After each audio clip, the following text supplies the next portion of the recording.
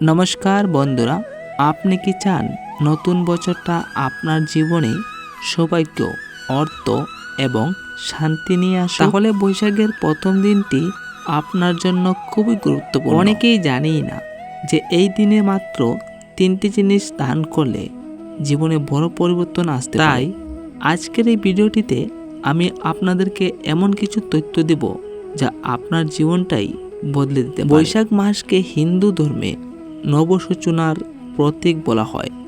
এই সময় প্রকৃতিও নতুন রূপে সাজে, গাছের নতুন পাতা, নতুন ফল আর নতুন প্রাণ। এই দিনটি শুধু একটি ক্যালেন্ডারের পরিবর্তন নয়, এটি আপনার জীবনের শক্তি ও পরিবর্তনের একটি সুযোগ।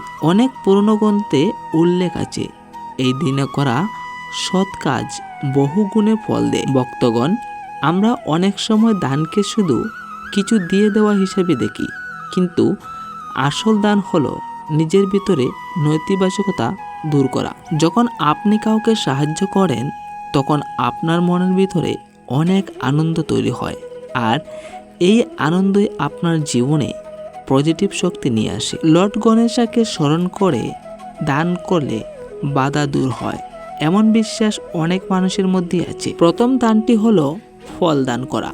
ফল প্রকৃতির সবচেয়ে বিশুদ্ধ উপহার। ফল দান করলে জীবনের স্বাস্থ্য, শক্তি এবং মিষ্টতা বৃদ্ধি পায় বলে বিশ্বাস করা হয়।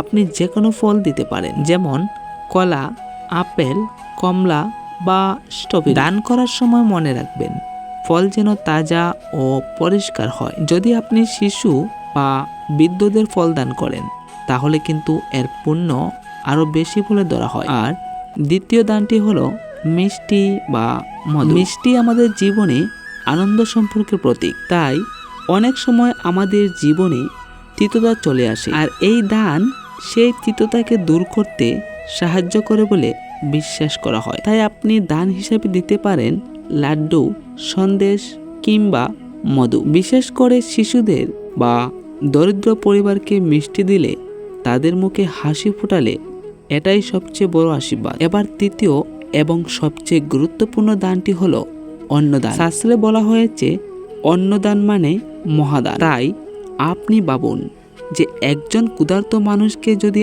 আপনি খাবার দিলেন, তাহলে তার আশীর্বাদ আপনার জীবনে কত বড় প্রভাব ফেলতে পারে। তাই এর জন্য আপনি কি করতে পারেন?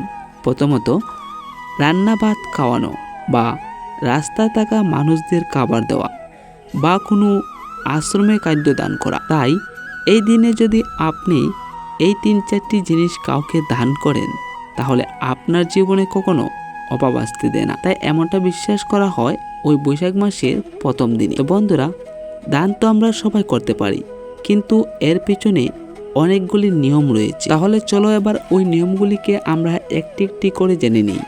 প্রথম নিয়মটি হলো পরিষ্কার মন নিয়ে দান করুন, এবং দ্বিতীয়টি হলো কাউকে অপমান বা ছোট করবেন না। আর তৃতীয় নিয়মটি হলো সকালবেলা দান করলে শুভ ফল বেশি পাওয়া যায়। এবার সবচেয়ে বড় কথা হলো দান যেন হৃদয় থেকে হয়, দেখানোর জন্য। তাই অনেক মানুষই আছেন যারা এই নিয়ম মেনে দান করেছেন এবং জীবনে অনেক পরিবর্তন দেখতে পাচ্ছেন। একজন ব্যক্তি প্রতি বৈশাখেই অন্ন দান করতেন, আর কিছুদিনের মধ্যে তার ব্যবসায় উন্নতি হয়।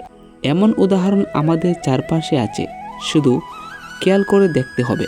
তো ভক্তগণ, ভিডিওটি যদি আপনার ভালো লেগে থাকে তাহলে লাইক দিন, বন্ধুদের সাথে শেয়ার করুন, আর সাবস্ক্রাইব করে আমাদের সাথে থাকুন।